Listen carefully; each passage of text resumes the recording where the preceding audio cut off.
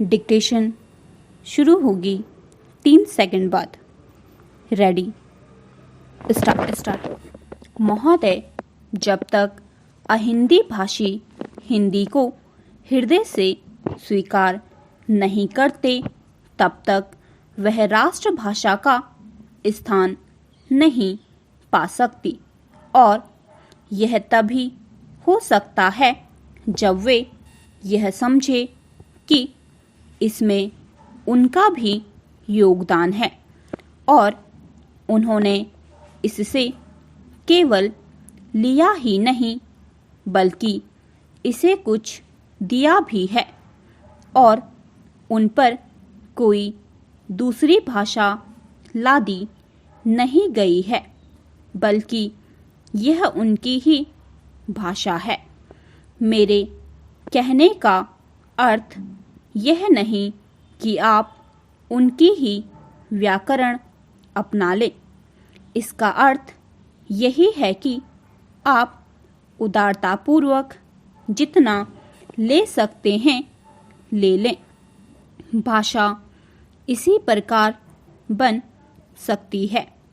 यह भी आवश्यक नहीं है कि उसको स्वीकार करने पर आप वही लिखना आरंभ कर दें, परंतु जो वे लिखें उसको आप गलत ना समझें।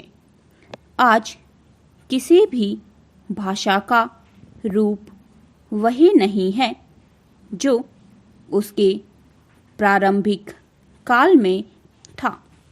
उसमें परिवर्तन होता रहता है।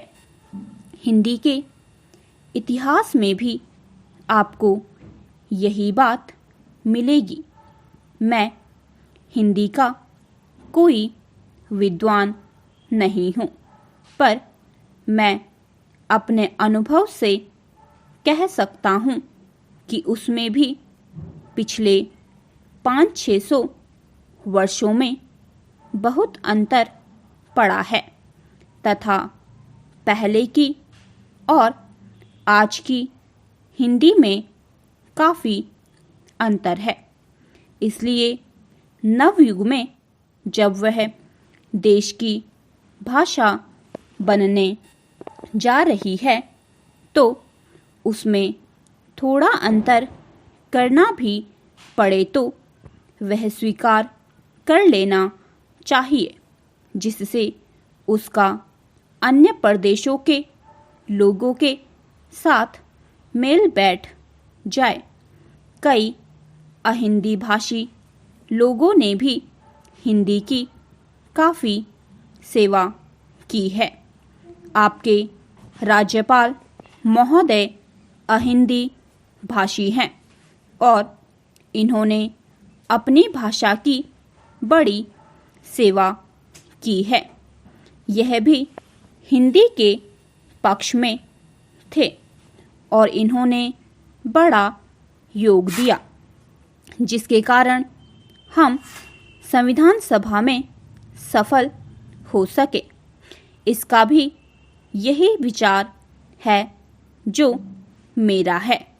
मैं चाहता हूँ कि इनको भी हिंदी की सेवा करने का अवसर दिया जाना चाहिए। उसका फल हिंदी के लिए और देश के लिए अच्छा ही होगा। मानपत्र में आपने संस्कृत के संबंध में कहा है। मैं मानता हूँ कि हमारे देश में संस्कृत का अध्ययन आवश्यक है, क्योंकि देश की सभी भाषाओं का स्रोत वही भाषा है। संस्कृत से हमारा संबंध अटूट है। इसकी पढ़ाई लिखाई कम हो गई है। यह हमारे लिए दुख की बात है। मैं आशा करता हूँ कि इसकी उन्नति होगी। स्टॉप।